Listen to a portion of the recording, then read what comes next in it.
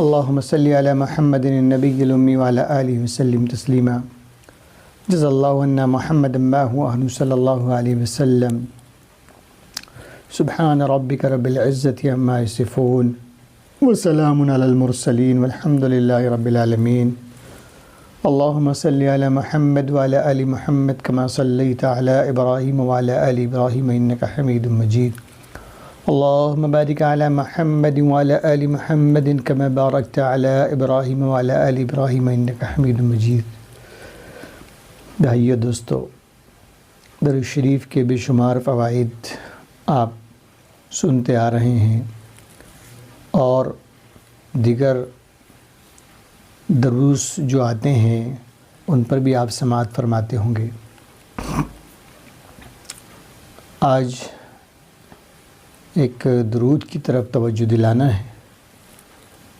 اللہ تعالیٰ اس توجہ کی برکت سے آپ لوگوں کو توجہ دلانے کی برکت سے بندے ناچیز کو بھی اس کو پڑھنے کی توفیق عطا فرمائیں۔ درود شفا، ہمارے صوفیاء نے، اولیاء اکرام نے، بزرگان دین نے اس کے بارے میں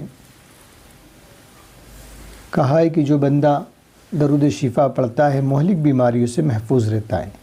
اگر کوئی مریض ہے تو مرض ختم ہو جاتا ہے، اور کوئی مرض آنے والا ہوتا ہے تو اللہ تعالیٰ اس کی حفاظت فرماتے ہیں۔ درود شفا کو کیسے پڑھیں؟ ایک تو مریض کو خود تلقین کریں کہ مریض خود پڑھے، اور مریض خود نہ پڑھ سکے تو جو بندہ اس کی عیادت کے لیے جائے وہ اس کی زبان سے پڑھوا دے۔ اگر وہ نہیں پڑھ پاتا تو خود اپنے آپ میں وہاں بیٹھ کر درود شفا پڑھ دیں اور شفا یابی کی دعا کر کے وہاں سے آئیں۔ ایک تو ہمارے کیا ہوتا ہے کہ ہم مریض کی عادت کے لیے جاتے ہیں تو پھر مریض کی عادت تو پوچھنے کے بعد وہیں چائے شائے اور گھنٹوں وہاں بیٹھنا ہو جاتا ہے۔ مریض کی عادت تو ہو گئی، اس کا ثواب آپ کو ملے گا، لیکن اس کے بعد دنیا بھر کی خرافاتیں وہاں بیٹھ کر کرنا، اور لوگوں کی یہاں وہاں اس کا ہوا اس کا نہیں ہوا، اس کا یہ عام طور سے دیکھنے میں آیا، اس لیے میں نے آپ کو کہہ دیا، شاید کہ آپ نہ کرتے ہوں۔ اللہ کرے کہ ہمیں اس وبا سے اللہ تعالیٰ ہمیں محفوظ رکھے کہ ہم جس کام کے لیے جائیں وہ کام کریں اور وہاں سے آ جائیں۔ درود شفا سے انشاءاللہ اگر مریض خود پڑھنے لگ جائے گا آپ کی ہدایت پر تو وہ شفا یاب ہو جائے گا، اور اگر وہ نہیں پڑھے گا آپ اس کو پڑھ کے آ جائیں گے، آپ دعا دے کے آ جائیں گے، آپ کسی کو بتا کر آ جائیں گے تو انشاءاللہ اس کے مرض میں جلد ہی افاقہ ہوگا۔ اس لیے ہمیں اور آپ کو چاہیے کہ ہم درود شفا کا اہتمام کریں۔ بہت سے مریض ہیں، ایسے مریض بھی دیکھے اور ہیں کہ ان کو ہم بتاتے ہیں کہ یہ کر لو لیکن کر نہیں پاتے ہیں۔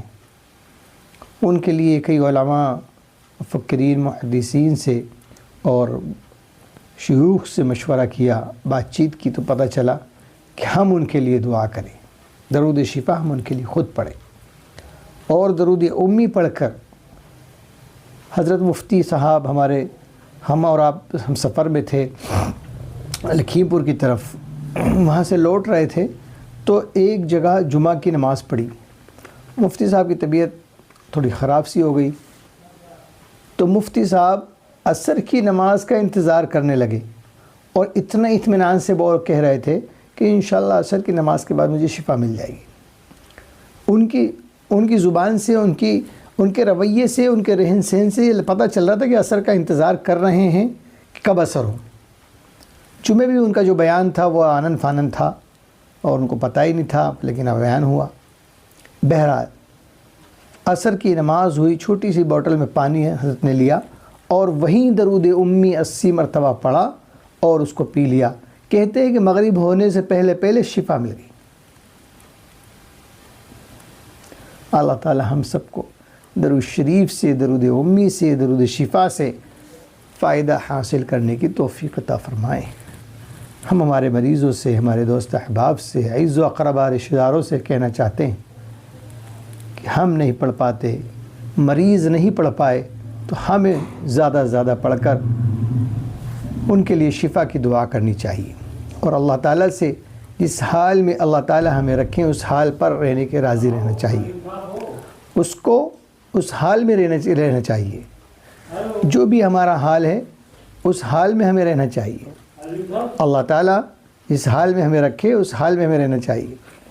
اس لیے ہم آپ سے تمام لوگوں سے گزارش کرتے ہیں کہ اللہ ہم سب کو درود شریف پڑھنے والا بنائے، درود شریف سے دنیا اور آخرت کے فائدے اٹھانے والا بنائے، دل کو مزین کرنے والا بنائے، دل کی کیفیت کو سنوارنے والا بنائے۔ آئیے ہم سب عزم کرتے ہیں، انشاءاللہ درود شریف پڑھوائیں گے اور درود شریف کے لیے دنیا کو دعوت دیں گے۔